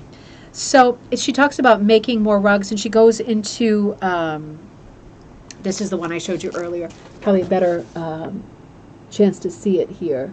This is the one that all the cats, we got into the talk about the cats. She was able to put all the different cats in from her own house. That was one of the first ones I showed. Oh, one with the big, beautiful staircases up for sale. Patricia, what town is that? Like, as if I could afford it. One of my great dreams, with us being such a tight group, is to someday have like a nice big place, like a B&B, where I can run it as a B&B and we just constantly have workshops and shows and other people, not just me being a queen bee, but other people coming and going and teaching and showing things. And that's one of my big dreams, for us to have a place to stay when we get together and plan stuff in the future. But I think there's still a bit more in this book that I want to get into, and there's some beautiful contemporary rugs in here too. But I want to save some of it for later. I have to show you this, though, because we did Marion Sykes. I know you're going to recognize her when I show you the picture. One of the old coffee times, I covered people who hooked. What was the theme? Was it with yarn? No, it was one of the books. It was pictorials. It was the rug hooking publishing book about pictorials. And they had a chapter about Marion Sykes. And do you remember all of her rugs? She had some part of Chicago in each one. Chicago, Chicago, that toddling town. And these are three of them. The Halloween one behind her head is like my favorite one that she did, but all of them have a glimpse of Chicago in them somewhere, because she had a hard life. If you remember, if you don't remember, go back to that episode. It was so sad. She had such a hard life. She had her kids. She brought them to the seaside on day trips, not vacations, but day trips. And I think it was also she that would sometimes go with her sister in a big like station wagon. All their kids from both moms. She was a single mom, crowded in and going away on day things like into the woods and stuff, taking the kids to a lake to swim. Hard life, but she did such beautiful work of Chicago. So she's featured in this book too. And then at the end, she does the poetry of the rug, a whole chapter. I feel like I have a tick crawling on me.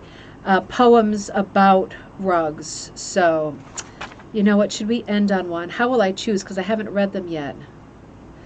Dear, oh dear.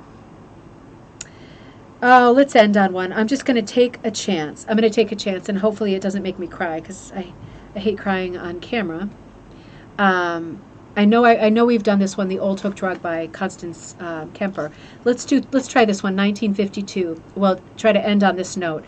Cat in an Old Hooked Rug. Now this sounds perfect, Kirsten, Patricia. This sounds perfect. Harriet Gray Blackwell, Cat in an Old Hooked Rug. Because she loved her cat and wished that she could save his likeness for posterity, she dyed wool rags the shade of cherries ripe. In June, on this red background, stripe by stripe, she worked the portrait of her pet in gray, and she was gratified to have friends say it was the image of old Tom, the cat, lies stretched out on the rug, as sleek and fat as he was in the flesh. She almost feels he vanishes at times in quest of meals, such as she used to give him long ago. He looks continuously pleased, as though her hand still stroked his tiger-striped gray fur, each stroke rewarded by a throaty purr. Oh, God, that is so sweet.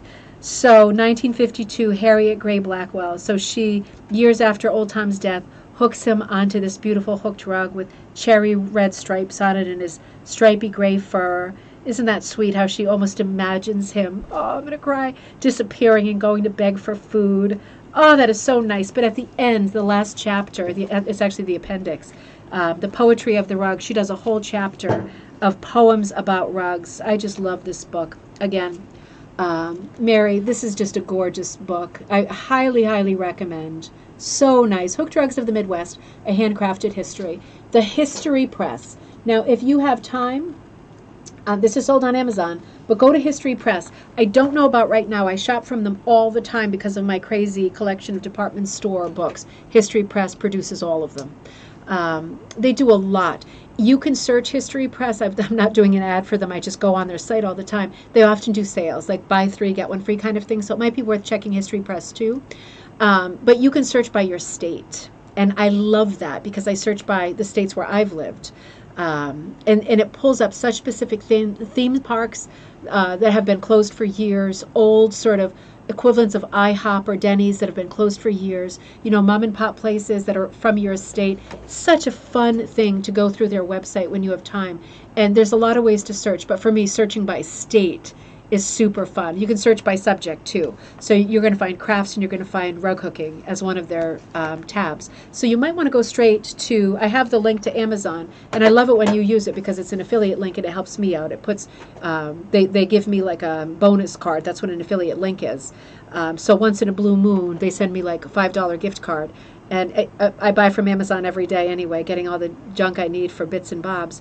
But it might be worth it in this case for you to check out the History Press because it is so good. And I bet you'll find other books that you are just in love with that you didn't even know existed, right? Anyway, I so enjoyed the subject. I so enjoyed the night. Thank you. And I'm so grateful to Mary for having sent all of these images for us to do that tour of the Missouri State Capitol together. What a treat. What a perfect way, taking a walk through that building together, what a perfect way to sort of complement this book and the history that's in this book, all the interesting details that she gave us. What a gift to get so much from one person. Really, I'm so grateful. I absolutely love this book. And it was a fun night. So happy Friday, everybody. Cheers, my dears, one more time. I had another little can open for me, but I haven't even made it through this yet. It's so potent, my forbidden apple. Thank you so much. I hope you had fun. Again, I just want to remind you, I am in earnest looking for, oh my God, I forgot to tell you something important. In earnest looking for my animals book, my Hooking Animals book by Judy Carter, because I would love to do a show about Judy Carter, you know, observing her passing and all of the notes that I'm sure you've seen on social media. Very, very sad news, and I'd like to celebrate her life and her work. If you have anything on or about Judy Carter, please let me know so I can include that, your information, your stories, your impressions, your rugs, in an episode about Judy Carter next week, hopefully Monday. Oh, I didn't mean to show you this. This is one of the little kits I'm working on. This is what I meant to show you. August kit, it's coming out. I'm going to put it in the store tomorrow. Hooking with t-shirts, all t-shirts. I put this kit together. There's over 30 colors of t-shirts, cut up t-shirts on rolls like this. I mean, I literally have, I think, 300 different t-shirts rolls, every color you can imagine. Your kit this month is a table runner. Talk about back to the basics, right? It's, I think, what did I say? They're 4, so it's 12 by 24. A table runner size, hooked completely with t-shirts. And with this kit, and I did a basic like Padula flower, very basic flower. Of course, you could add leaves to it. I did a hit or miss, very basic hit or miss. If you're interested, if you're up for going old school, you have so much left over color-wise. You could really theme it out in colors if you wanted to. In the odd box, you could put something different. You could put years, you could put dates, you could put people's initials, you could put your birth flower, your state flower, you could do a lot of different things. But it's a very, very simple pattern. I was working this just that night that Teddy was so sick. So anyway, that is coming out tomorrow. That is our August pattern, an all t-shirt pattern, hooking with t-shirts. Yes, you can also punch with t-shirts because the kit will come with these long skeins, 3 yards of 29 colors, and then the 30th color is going to be about 75 to 100 yards of black, right? But they're going to come in skeins like this that you can undo, and then you can put the lengths through your punch needle. So this 3 yards doesn't sound like a lot, but man, it's a lot when you've got 29 of them. So 29 different colors. That's what this one is about. Very old school, very fun, very easy to morph. So that is yours. Have a great weekend, everybody. I will see you on Monday. We'll try to get Judy Carter commentary together, and we will return to this subject and lots of great shows coming up for you next week. Have a great weekend, everybody. Do you recommend monk's cloth or linen for t-shirts? Okay, so let me answer that. Oh, Brandolyn says, I absolutely love joining today. Oh, I'm so glad. I made my new craft. It made my new craft feel so much closer. Brandolyn, I'm so happy that you said that, because this, I mean, I'm crazy about this book, but in reading this book, I really felt also like I was a part of something. Like, you know, I've taught stained glass, I've taught polymer clay, I've gone to school for so many different things. For me, this is it. Like, this is my thing. And part of that is feeling like I'm part of something bigger. And when we do this great history together and we connect with each other this way, and we find each other the way that Robin and Kaz and Carroll have and start getting together, you do feel like you're part of something, and it feels great. And whether it's 2020 or 2021, or it's a normal year and life has returned to normal, doesn't matter. It feels great to feel connected and to feel part of something bigger, you know, and I feel like that with this hobby. And I hope you feel like that too. And Jennifer says, do you recommend monk's cloth or linen for t-shirts? I recommend monk's cloth, just because monk's cloth is cotton and it's so stretchy. You know, when you cut the t-shirts, sometimes I accidentally cut some of them a little bit thinner, and I won't for the kits, right? The kits I'm going to be pretty careful, but they're not going to be perfect because it's t-shirt stuff. For myself, I like them to be a little bit thinner than what I'll give you, which is like what Judy Taylor does, and of course she wrote the book on hooking with t-shirts, so she certainly knows. But I like to go a little bit thinner, and because I like the monk's cloth because it's tighter than the linen, and I know no matter how thin I go with trying to get little details and stuff with t-shirts, it's still going to stay. With the linen, not so much. So my opinion is monk's cloth definitely for hooking with t-shirts. And of course, with this design too, you could add your t-shirts, right? Like if your kids or grandkids have outgrown some of their t-shirts or tie-dyes, you could work those into the flowers or whatever. Use special things in different parts of it instead, because you'll know that those special things are there. And it makes it so much better, doesn't it? All right. I hope I didn't miss any questions or anything. Hey, have a great weekend, everybody. Really enjoy yourselves. I'm going to be working on kits and stuff for upcoming classes. Send any questions. I'm going to put some new stuff in the shop. But have a great weekend, and I will super look forward to seeing you on Monday for coffee time at our usual time, noon Eastern Standard Time. I will see you then. Cheers, my dears.